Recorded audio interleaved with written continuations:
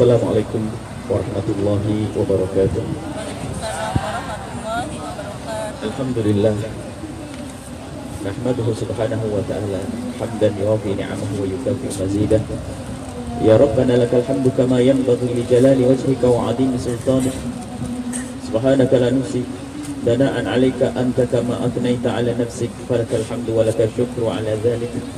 Allahumma salli wa sallim ala habibina sayyidina Muhammad wa ala alihi wa ashabihi wa tabi'ina lahum bi ihsanin ila yaumiddin. Allahumma ya Rabbana alif baina qulubina wahdina subul salam wa najjina min adh-dhulumati ila an-nur. Allahumma ya Rabbana ij'alna min al-mutahabbina fik. Allahumma ya Rabbana adhhib 'anna al-ghilla wal bughdha wal hikda waj'al ya Rabbana fi qulubina rahmatan wa mahabbatan. Ij'alna ya Rabbana minal mutahabbina fik. Unsurna yawmal qiyamati ma'a zumrati habibika sayyidina Muhammad wa tahta liwa'ihi. Urzuqna ya Rabbana tawbata qabla al-maut wa syahadata 'inda al-maut wal jannata ba'da al-maut. Amma ba'du. Yang kami cintai, yang kami muliakan para tamu Allah dan tamu baginda Nabi Muhammad sallallahu alaihi wasallam. Hadirkan di hati puji syukur kepada Allah. Anda kesini bukan main-main, bukan hanya pengen pamer kalau kita pulang nanti sudah menjadi ahli umrah. Kita di sini bukan ingin membesarkan kesombongan karena kita sudah bisa umrah dengan istri. Kita kesini bukan membesarkan kesombongan karena kita kesini bisa umrah dengan keluarga. Kita kesini bukan untuk membesarkan kesombongan karena kita kesini bisa membawa karyawan. Bukan itu, akan tapi kita umrah untuk mendekatkan diri kepada Allah. Dan tolong ditata hati, jangan sampai kepulangan kita nanti tidak membawa apa-apa. Umrah kita bukan umrah yang diterima oleh Allah. Yang kita dapatkan hanya capek dan hilang uang. Tidak ada artinya di hadapan Allah subhanahu wa ta'ala. Perlu ditata hati. Di sini justru kita ingin menjadikan kita orang semakin tawadhu. Kita saat ini berada di tempat, kalau kita di bulan haji, disinilah madhar, satu tempat yang luar biasa. Disinilah akan tampak hamba yang seharusnya seperti itu, tawadhu. Kita tidak ada yang menaungi. Kalau di Arafah, kalau musim Arafah, semoga kita dimudahkan Allah untuk bisa haji nanti. Amin. Dan tempat ini akan menjadi tempat ibadah hanya waktu wukuf di Arafah saja. Waktu wukuf di Arafah, dan orang berkumpul dari penjuru dunia ke tempat ini. Para bapak-bapaknya dengan baju yang sama, biarpun Pak Presidennya sama, biarpun di rumah punya baju yang harganya puluhan juta, tidak berlaku di sini. Siapa yang paling cepat mendapatkan tempat yang enak, siapa yang paling cepat nanti di masjid bisa dapat tempat paling depan, siapa paling cepat bisa dekat dengan Ka'bah. Ini adalah tempat siapa saja berhak untuk bisa mendapatkan tempat yang layak. Dan ini gambarannya, kalau kita, artinya ini adalah menunjukkan bahwasanya kekayaan kita sudah gak pantas disebut di sini. Pangkat pun gak ada di sini. Nanti di Arafah, waktu kita wukuf di Arafah nanti insya Allah. Cuman kita sekarang ziarah di sini. Ini nanti tempat waktu Arafah kita akan merenung di tempat yang kalau orang lagi wukuf di Arafah, di sinilah renungan yang dahsyat saat itu. Permohonan kepada Allah akan dikabul oleh Allah Subhanahu wa taala, dan Allah Subhanahu wa taala mengampuni dosa-dosa orang yang haji. Semoga kita bisa haji ya. Baik, karena sekarang kita umrah singkat saja dulu. Kita akan masuk bab yang orang sering mempercayai kalau ini adalah namanya apa? Jabal Rahmat. Yang nggak punya jodoh ke sana, saya sampaikan bahwasanya ada kisah. Akan tapi kisah ini adalah kisah diambil dari Israiliyat, kisah yang dinukil dari Bani Israel. Akan tapi Nabi sudah menyebutkan bahwasanya hadithu an Bani Israel wala haraj. Boleh kita mengambil cerita dari orang dahulu, dari ke Bani Israel, orang sebelum Islam, asalkan tidak bertentangan dengan Islam, dengan agama kita. Sedikit kisah ceritanya. Bermacam-macam kisah tentang diturunkannya Nabi Adam alaihissalam. Ada yang mengatakan bahwa Nabi Adam turunnya di Hindia sana. Kemudian ibunda Siti Hawa diturunkan di Jeddah. Ada yang. Kemudian mereka berjuang untuk mempertemukan kembali cinta yang telah dipisahkan oleh Allah. Di surga enak. Akhirnya ditemukan oleh Allah di tempat ini. Ini riwayat. Anda tidak percaya pun nggak apa-apa, karena ini bukan Nabi yang menyebutkannya, tapi tidak bertentangan. Cuman kalau saya membaca cerita itu, kalau itu benar, bahwasanya lihat, perjuangan cinta itu kaum pria lebih hebat daripada perempuan. Dari India ke sini, perjalanannya jauh mengejar cintanya. Kalau orang putrinya hanya dari Jeddah ke sini. Nah, makanya bapak-bapak bangga dalam hal ini, insya Allah ya, lebih mencintai. Ini sekedar kisah tentang itu. Makanya untuk kisah seperti itu tidak perlu dipegangi. Kalau tidak bertentangan dengan syariat, boleh kita percaya, tapi tidak boleh memaksa orang untuk percaya. Yang jelas Nabi Adam dengan Siti Hawa dipertemukan oleh Allah di dunia, di surga dipertemukan, di dunia dipertemukan. Kemudian Jabal Rahmat ini sebenarnya namanya Jabal Arafah. Sebagian mengatakan, sebagian tidak senang kalau diberi nama Jabal Rahmat. Ada sebagian mengatakan ke Jabal Rahmat memang disinilah tampak manusia nanti berkasih sayang. Waktu kita berada di Arafah wukuf itu, biarpun kita tidak kenal, masya Allah kita punya air, memberi air, saling tolong menolong. Waktu itu Jabal Rahmat, disinilah Allah menurunkan rahmat. Jadi pemberian nama Jabal Rahmat itu juga tidak ada ketentuan dari tidak harus bahkan sebagian mengatakan ini lebih tepat diberi nama Jabal Arafah. Tapi kalau ada orang beri nama Jabal Rahmat tidak salah. Dan itu gunung seperti gunung-gunung yang lainnya. Hanya gunung tempatnya di Arafah. Dan asal tahu bahwasanya Arafah ini adalah satu tempat haji yang di luar haram. Satu-satunya. Semua tempat haji ada di dalam haram kecuali namanya Arafah. Arafah, termasuk di dalamnya ada Jabal Arafah. Maka kalau memang pengen cari jodoh, nanti minta kepada Allah di depan Ka'bah, di depan Multazam, setelah sholat. Nggak usah di sini, nggak usah ditulis-tulis, coret-coret. Ini budaya mana itu? Ya, nggak usah coret-coret namanya Siti ini ketemu Pak ini, nggak ada. Jangan diikuti-ikuti yang semacam itu, merusak pemandangan juga, dan ada hubungannya dengan keyakinan yang salah nanti. Kalau minta nanti, waktu Anda tawaf, waktu Anda di Raudhah nanti. Maka ini perlu kita pangkas yang seperti ini supaya kita tidak ikut-ikutan. Katanya di sini adalah gunung untuk cari jodoh.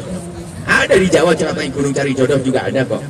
Bahkan ada lagi gunung yang bisa memisahkan. Ada namanya Gunung Pegat katanya. Kalau lewat gunung itu nanti cerai ya. Tidak ada urusannya. Maka keyakinan-keyakinan seperti itu harus dipangkas karena nggak ada urusannya dengan perceraian dan pertemuan. Kita minta kepada Allah Subhanahu wa taala. Baik, akan tapi karena sudah namanya rahmat, sudah sering orang mengatakan di sini adalah untuk cari jodoh, sekarang kita bicara tentang cinta sajalah. Kasih sayang di Jabal Rahmat, di depan Jabal Rahmat, tapi kita membicarakan kasih sayang karena memang kita butuh untuk kasih sayang itu. Bukan karena kita meyakini bahwasanya jodoh kita nanti kita mintanya di Jabal Rahmat. Kalau minta kepada Allah di mana saja bisa. Di rumah Anda pun bisa. Di musola Anda pun bisa. Di masjid Anda pun bisa. Akan tetapi kita tidak perlu membawa kepada keyakinan sampai coret-coret. Anda minta di sini boleh, di mana saja kita boleh minta kepada Allah Subhanahu wa taala. Apalagi Anda adalah orang ahli ibadah saat ini. Hari tadi baru ini Anda ahli ibadah, Anda umrah, insyaallah dikabul oleh Allah Subhanahu wa taala. Baik. Sekarang kita akan masuk dalam renungan. Kita masuk dalam renungan. Ibu, tidak usah dikasih, kalau dikasih tambah dekat nanti. Jangan dikeluarkan nanti biar tidak dekat. Pak Den. Biar. Baik, sekarang ayo kita merenungi sesaat saja. 10 menit, 15 menit, 20 menit. Rahmat, kasih sayang. Kenapa Anda sering marah-marah kepada istri Anda? Kenapa Anda sering keluar kalimat kasar kepada istri Anda? Atau bahkan tanpa sadar kita mencaci maki. Kenapa Anda sering marah kepada suami Anda? Bahkan tidak jarang mengucapkan kalimat-kalimat yang tidak pantas. Kemudian juga Anda renungi, lihat mereka semua saat ini. Pembantu yang di rumah Anda, yang punya pembantu, dia bukan budak ya. Kalau pembantu pergi Anda kerepotan. Kita berubah akhlak mulia. Kalau seandainya pembantu Anda umrah ke sini, bajunya sama dengan Anda, apalagi di padang mahsyar nanti, nggak ada beda. Kalau kita zalim kepada pembantu, dia mulia dan kita rendah. Pembantu di rumah kita, dia bukan binatang. Pembantu saja. Kalau kita berbuat zalim merupakan kesalahan besar di hadapan Allah. Kalau seandainya pembantu kita datang ke sini sama bajunya dengan Anda, di hadapan Allah sama, bisa saja mereka lebih mulia daripada kita. Siapa lagi? apalagi ibunda dan ayahanda kita. Pandang mereka saat ini, tumbuhkan kasih sayang. Itu ayahanda kita yang capek bekerja untuk kita, kulitnya keriput, terbakar oleh matahari, kena terik matahari setiap hari karena mencarikan rizki untuk kita. Ibunda kita pun demikian. Dan Nabi sudah berpesan tentang ayah dan ibu. Kita harus berbuat baik kepada mereka, dan Allah pun memerintahkannya. Kita saat ini kepada Allah, kita saat ini umrah, dijadikan tamu Allah. Ayo kita belajar, karena kita sudah dipilih oleh Allah. Belajar membersihkan hati kita. Kasih sayang itu penting. Ada orang itu kalau ngomong kasar, pengennya baik kasar tidak mau keindahan. Kata Nabi, manusia arifku ansyain ila syana. Kalau kelembutan itu diambil dari sesuatu, menjadikan sesuatu tidak indah. Kita belum biasakan ngomong yang kalem, ngomong yang lembut, ngomong yang indah. Perlu belajar kita. Kalau simbol haji dan umrah itu fala rafata wala fusuqa wala jidala. Gak ada ngomong kotor, gak ada ribut-ribut. Itu simbol umrah dan haji. Membiasakan kita untuk tabah, membiasakan kita untuk lembut hati. Dan itu harus kita bawa pulang. Bukan saja sebentar waktu umrah, tidak gitu. Kita perlu belajar, harus ada buahnya. Tanda umrah yang mabrurah, yang diterima oleh Allah, adalah bukan giatnya Anda beribadah di saat Anda berada di Mekah, tapi buahnya adalah nanti waktu Anda pulang ke Indonesia. Sudah semakin lembut kepada istri atau belum? Jangan dianggap sepele, ini kezaliman. Ngomong kasar sama suami, kezaliman. Dosa besar, bukan main-main. Dari sinilah setan mengintai. Di saat suami istri kerjaannya ribut dan ribut, setan mengintai. Ditunjukkan matanya kepada selain yang halal, lalu melakukan keharaman, kehinaan. Itu setan yang mengintai dari ketidakindahan di dalam rumah. Padahal kalau sudah tumbuh makna kecintaan, sudah tidak pandang. Masalah bentuk itu adalah nanti urusannya. Hati ini yang penting. Kalau sudah kita mencintai, lihat indah semuanya. Bahkan di saat kita harus mengabdi pun dengan keindahan, cinta. Seorang suami bekerja dengan penuh kegembiraan, penuh kebanggaan, pulang membawa rizki untuk istri yang sangat dicintainya. Terik matahari, capek sudah hilang karena dia punya cinta. Seorang istri pun yang bekerja di rumah, dia merawat anak, mencuci baju, menanak nasi dan seterusnya, akan dirasakan dengan nikmat. Lihat, cinta akan berikan kekuatan, cinta akan menghilangkan keluh kesah, cinta akan menghilangkan kepenatan. Akan tapi kenapa kita tinggalkan cinta? Sehingga kita akan melayani pasangan kita pun dalam segala urusannya dengan penuh kesusahan, capek, tidak senang, tidak dengan penuh hati. Maka yang perlu kita hadirkan saat ini, ayo kita belajar mencintai. Dan Nabi kita guru cinta. Bahkan wa ma arsalnaka illa rahmatan lil alamin. Nabi diutus untuk mewujudkan kasih sayang. Dan cinta ini penting. Sudahlah, percaya bahasanya kalau kita hidup dengan cinta itu indah. Begitu sebaliknya, kalau Anda hidup dengan kebencian, capek. Anda duduk dengan siapapun capek, tapi kenapa kita masih miara itu kebencian? Coba saja kalau kita duduk dengan orang lagi enak-enak begini, tatonya di samping kita ada orang kita benci, sudah keringetan kok. Ngapain duduk di sini? Sampai dikatakan menusuk hati sebelum kulit. Hatinya sudah sakit, padahal orangnya jauh, orangnya baru kelihatan di sana. Dia. Bukan saja orangnya kelihatan, mobilnya pun bikin sakit hati. Bukan saja mobilnya, kucingnya pun bikin sakit hati lewat di rumah depan kita. Itulah kebencian yang Nabi tidak senang. Bahkan Allah termasuk di Arafah. Nanti kalau Anda wukuf, Allah akan berikan pengampunan. Di malam nisfu Sya'ban Allah berikan pengampunan. Ada Allah bagi-bagikan pengampunan kepada hamba-hambanya, kecuali yang punya syahna kebencian, dendam. Al-Baghdha, dendam dan kebencian, tidak akan diampuni oleh Allah. Hati-hati. Kalau Anda miara kebencian, miara dendam di dalam hati, itulah pemangkas cinta. Maka ketahuilah, di saat Allah membagi-bagikan pengampunan, Anda tidak mendapatkannya. Terus ibadah Anda untuk apa? Ibadah Anda akan dibakar dengan dosa yang selama ini Anda lakukan. Kita perlu pengampunan dari Allah. Kita banyak dosa. Setiap saat kita melakukan dosa. Sesaat dosa dengan mata kita, sesaat dosa dengan telinga kita, sesaat dosa dengan lidah kita, sesaat dosa dengan hati kita. Kemudian kita akan minta ampun kepada Allah, tapi kita punya kebencian kepada sesama.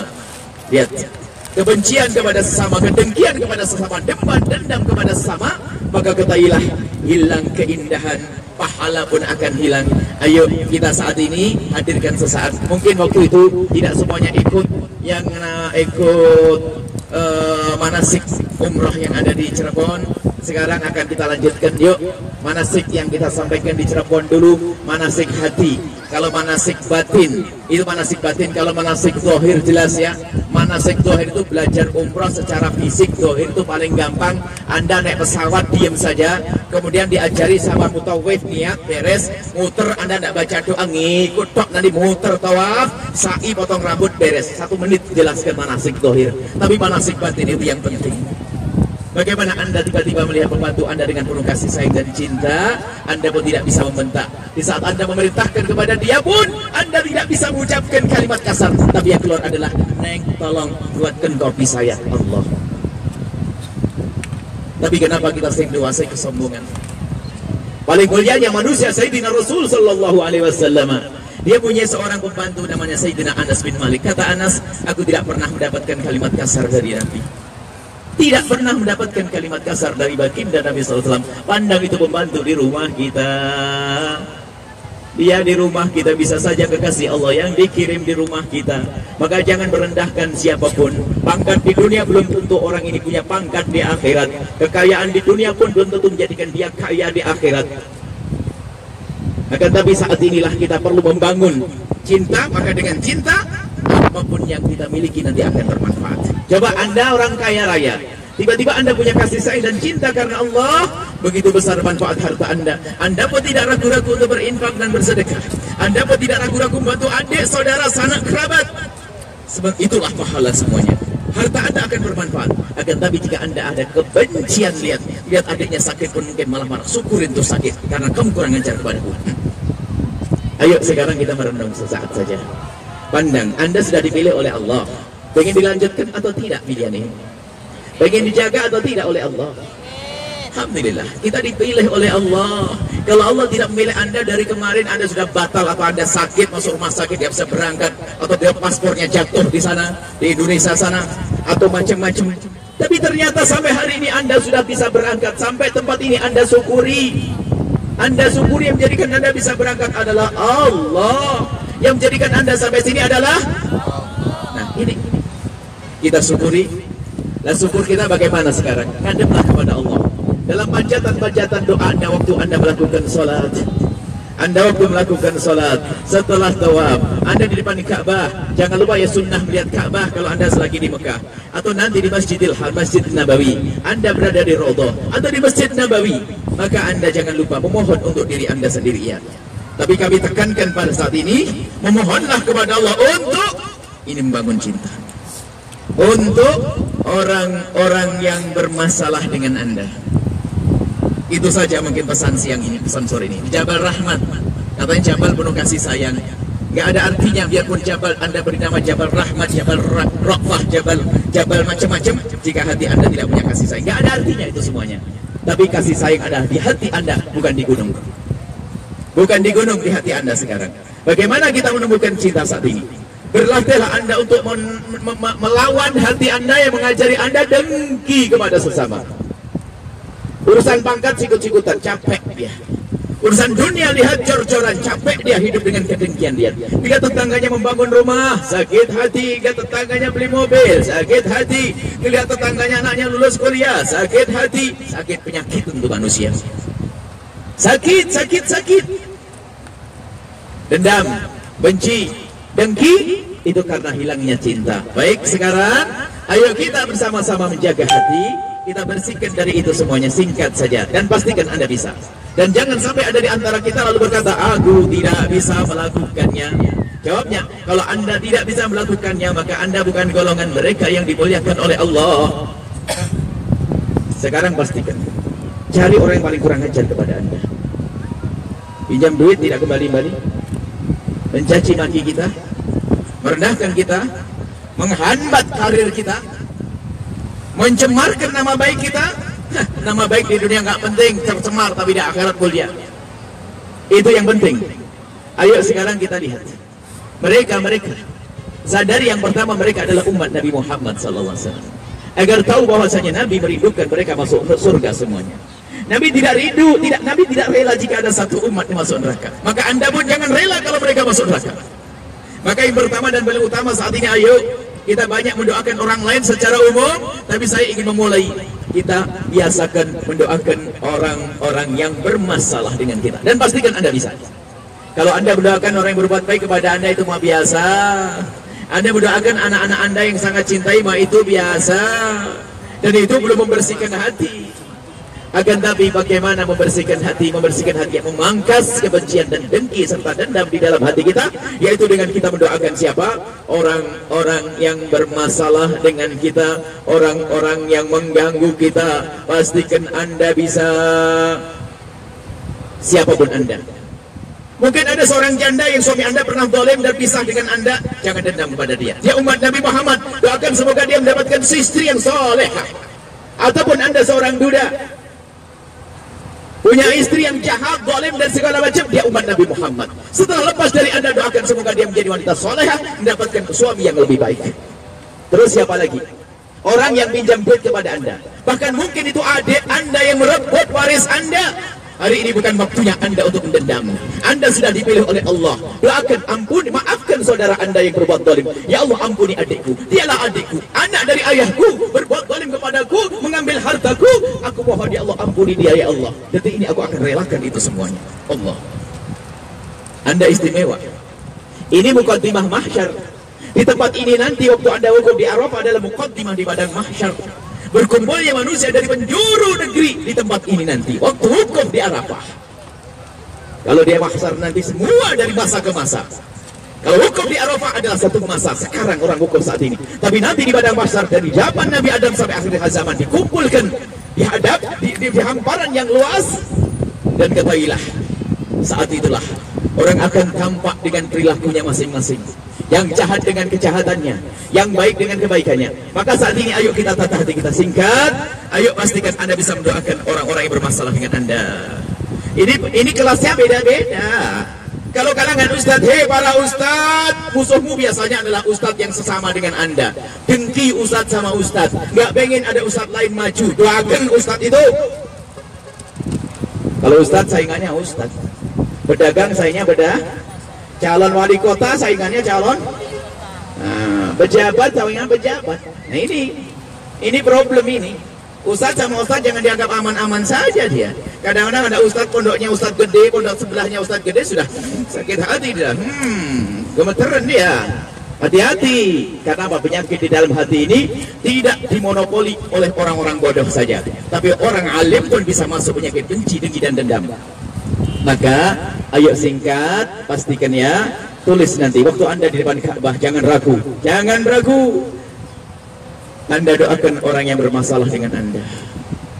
Anda bisa mendoakan mereka. Itulah ilmu membersihkan hati. Mungkin Anda mengatakan berat kalau saya harus mendoakan mereka baik, karena itu memang berat.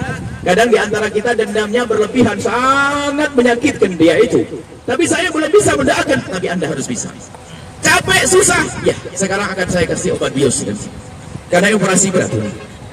Ini operasi berat. Kalau ada ibu-ibu yang hamil tua kemudian mau dirobek perutnya, namanya apa? Operasi sesar. Kira-kira ada ibu yang paling kuat berkata, sudahlah dokter, nggak usah pakai obat bius, buka saja perut saya. Ada yang berani? Nggak berani. Sama. Adapun membersihkan hati lebih susah daripada itu. Sakit bu, mau pinjam duit sama kita nggak balik-balik. Waktu mau umrah katanya mau janji mau bayar, tatonya kita berangkat umrah hilang dia. Marah enggak ibu? Sampai kurang bekal sekarang itu, bingung tak? Mau beli baju nggak bisa karena duitnya dibawa orang. Kurang ajar itu. Saya mau umrah, uang satu-satunya dia hilang lagi, dicari nggak ketemu. Kesempatan akan aku doakan awas nanti ya di depan Ka'bah, tak doain semoga rezekinya banyak, suaminya tambah soleh, anaknya baik-baik. Allah, beres. Daripada kedembar kurang ajar ya, awas ya. Memang duitnya bisa balik terbang begitu? Nggak ada. Kita realitas, kita bicara yang jelas. Nggak ada gunanya kita mendendam. Dendam tidak memberikan kebaikan. Dendam tidak mengundang kebaikan. Akan tapi biasakan, doakan sudahlah. Siapapun yang bermasalah dengan Anda, doakan. Tapi bagaimana saya bisa mendoakan? Susah saya mendoakan ini, berat saya mendoakan. Baik, resep dari baginda Nabi sederhana. Setelah ini Anda akan lega, coba. Tapi Anda harus berjanji. Kalau tidak saya kasih resep percuma. Tidak mau dioperasi nggak sobat bius. Hah? Harus ya? Siap? Siap? Insya Allah bersih hati semuanya. Obat biusnya yang pertama dari baginda Nabi. Nabi bersabda, "Ma min abdin muslimin yad'u li akhihi al-muslim ala dhahril ghaibi illa wa qala al-malaku wa laka bimithlin." Kalau ada orang mendoakan orang lain yang orang itu tidak ada di hadapannya, maksudnya ada dua. Pertama, orang itu jauh dari kita. Yang kedua, orang itu kurang ajar sama kita. Kalau Anda mendoakan orang yang kurang ajar sama kita, malaikat mendoakan kamu dapat duluan. Ayo. Yang ngomong Nabi dalam hadis sahih Imam Muslim diriwayatkan dari Abi Darda. Kalau ada, makanya ibu kalau pengen doa dikabul tuh nggak usah repot-repot pergi umroh. Di Indonesia pun bisa. Caranya apa? Doain orang-orang yang kurang ajar sama kita. Kalau kita doain orang kurang ajar sama kita, Allah mengkabul karena dibantu oleh malaikat. Malaikat doakan, ya Allah kabulkan untuk orang yang kurang ajar sama saya itu. Orang-orang yang mendoakan ini, kabulkan untuk orang yang mendoakan itu. Itu di luar saja, di Indonesia saja dikabul kok, apalagi Anda lagi hebat lagi.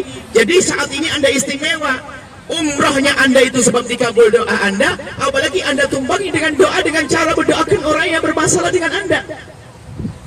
Jadi kalau Anda misalnya ada orang minjem duit gak balik-balik, ada orang jelekit, menfitnah, menggunjing dan sebagainya, ancam awas nanti malam ya. Anda sholat 2 rakaat, setelah itu angkat tangan, ya Allah, orang yang menggunjing saya berikan rezeki yang banyak.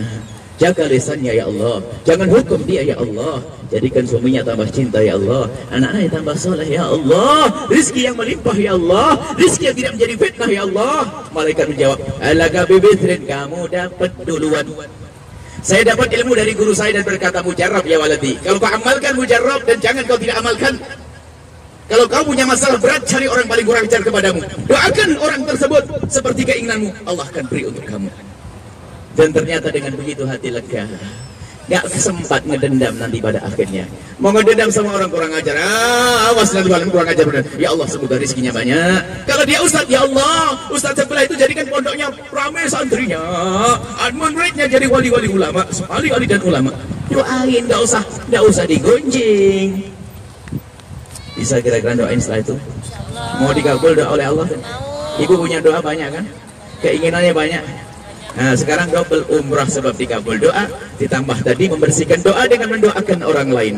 Awas orang yang kurang ajar dulu. Anak saya di mana? Paling akhir saja. Wah hebat, sudah hati bersih, baru doain anak kita langsung kejar nanti.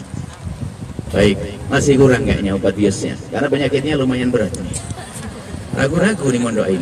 Baik, obat biusnya saya tambah satu lagi di dosisnya, kurang kuat. Padahal sudah jelas dari Nabi, kalau punya masalah sudah jangan dendam, sudah rugi Anda doain jelek. Jangan sampai lesan Anda lesan kotor. Doakan, selesai. Anda lagi umroh ya. Anda harus sadar Anda dipilih oleh Allah ya. Kami mengajak Anda mendoakan di sini. Ini kan ibadah yang kami sampaikan. Sepertiga adalah ibadah seperti biasa, tawaf, sholat, baca Quran. Sepertiga adalah tafakkur, merenungi urusan Anda dengan sesama, urusan Anda dengan Allah, urusan Anda dengan ayah, ibu, saudara dan seterusnya. Orang kurang ajar. Yang ketiga adalah mendoakan. Sepertiga adalah mendoakan. Doa ya Allah, sebut orang kurang ajar. Itu adalah gosok hati. Biar bersih kebencian dan kedengkian. Baik, mulai bisa ya. Bisa doain? Yakin? Kurang ujar sama kita, mukulin saya terus. Baik, itu istri saya suka nyupitin saya. Kalau nyupitin jangan doain jelek, nyupitin. Masya, saya lanjutkan obat biusnya. Penutup sekaligus. Obat bius yang kedua adalah Anda harus sadar nanti di padang mahsyar. Padang mahsyar tempat hamparan seperti ini. Luas, tidak tahu luasnya kira-kiranya kayak apa. Nanti kita ketemu di sana bersama Rasulullah. Amin. Nah sekarang resep Nabi dipakai dong kalau ketemu. Kita pengen bareng-bareng ketemu nanti. Nah ini adalah sudahlah, pokoknya cemberutnya kurangi deh, senyum dikit sekarang. Katanya mau bener kok, cemberut aja masih. Senyum, tebar senyum, semua latihan senyum, nanti pasang baut. Sama saudara senyum, sama adik senyum, pulang senyum, berubah. Orang ini pulang umrah senyum terus. Cabang 14 nanti masuk rumah sakit jiwa nanti ya. Biasakan wajah yang senang. Ketemu orang ini, masya Allah. Ada orang capek. Baik, sekarang penutup. obat bius yang kedua. Gini loh, di padang mahsyar nanti. Di padang mahsyar itu di saat panasnya matahari, tidak ada naungan, tapi ada beberapa kelompok orang yang mendapatkan naungan dari Allah yang tidak diberikan kecuali dia, tidak ada yang bisa memberikan naungan kecuali Allah. Siapa yang mendapatkan naungan tersebut? Orang yang di dalam hatinya tidak ada kebencian. Dan itu yang datang kepada Allah di qalbin salim, masuk surga dengan cepat tanpa hisab, hatinya selamat. Dan nanti di padang mahsyar dia mendapatkan payung perlindungan khusus dari Allah. Mau tidak? Matahari sejengkal di atas kepala kita. Panas, panas, panas, panas. Tapi ternyata ada orang yang diberi Allah payung perlindungan sehingga terik matahari tidak ada lagi, tidak panas.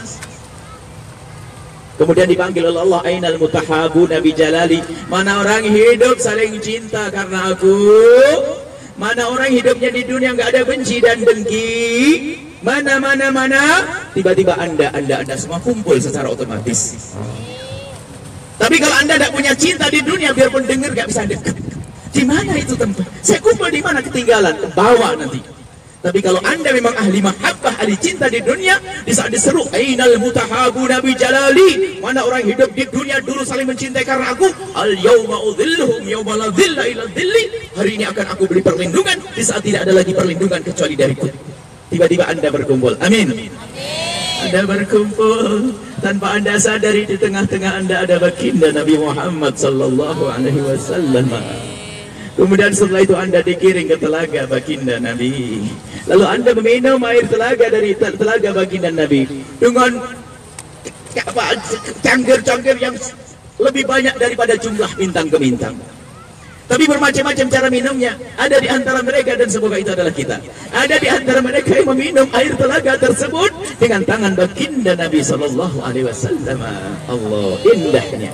Siapapun yang minum air telaga tersebut tidak akan haus selama-lamanya. Ayo dekat dengan Rasulullah.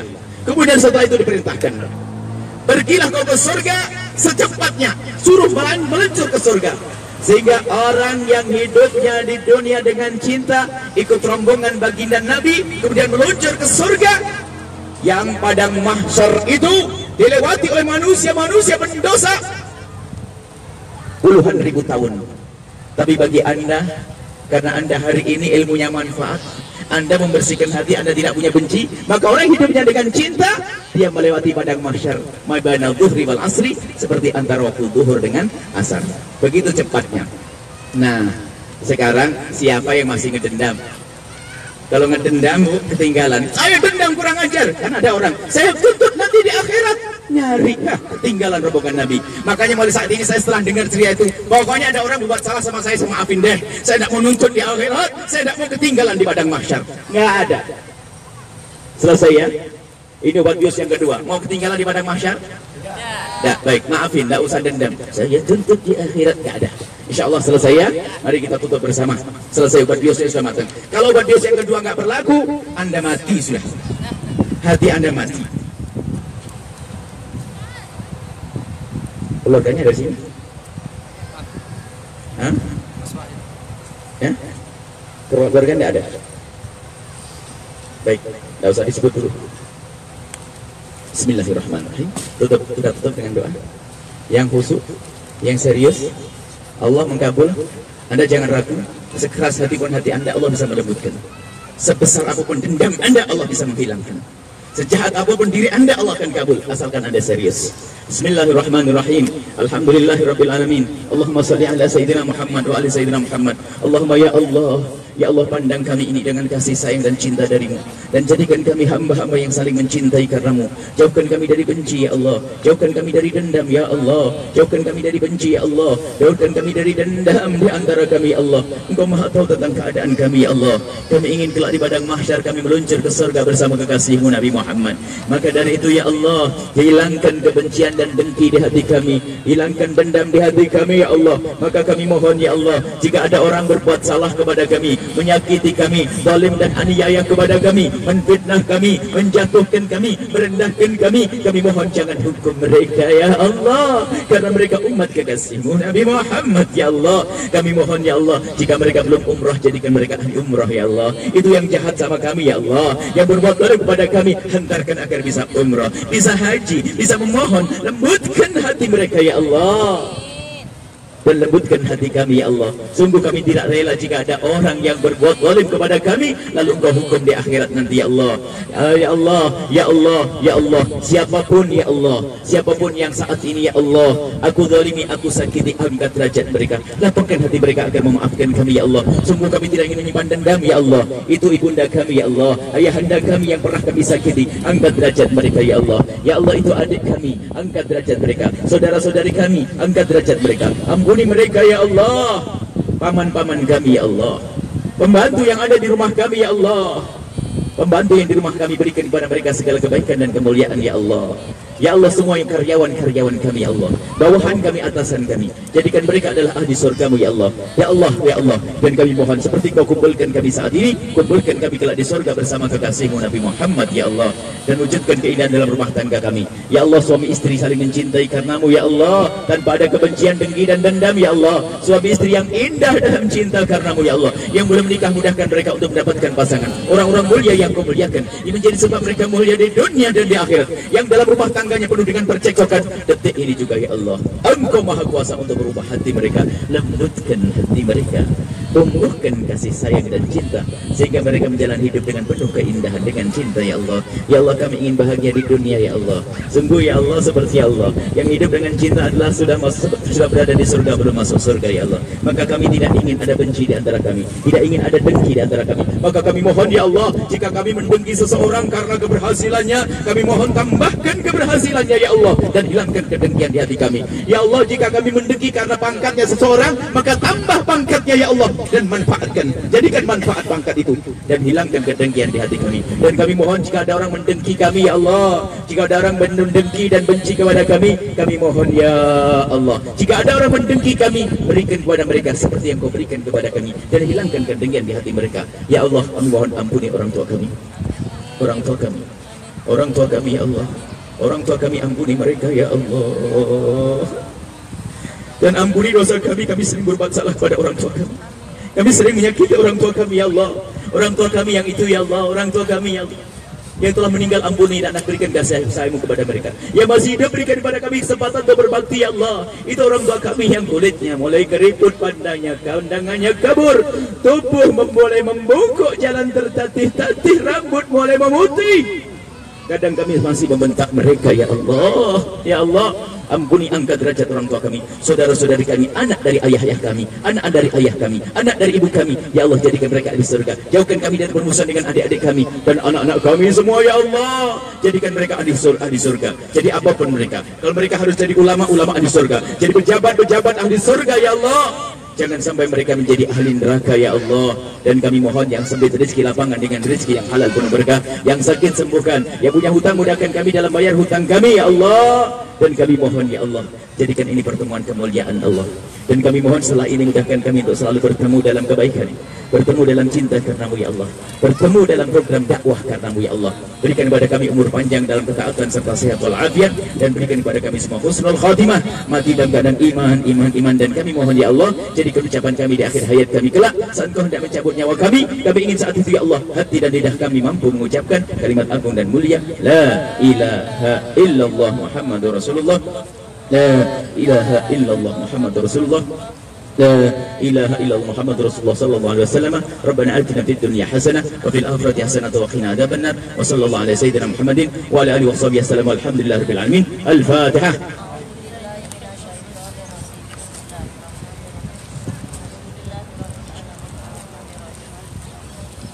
Kami berharap setelah selesai umroh yang mabrurah diterima oleh Allah, dan kami menginginkan semoga Allah menjadikan Anda pejuang Rasulullah sesungguhnya. Bergabung nanti insya Allah dengan Al-Bahjah untuk berjuang oleh di radio, televisi, pesantren, macam-macam di beberapa kota. Insya Allah niatkan niat yang banyak. Billahi taufiq hidayah. Assalamualaikum warahmatullahi wabarakatuh.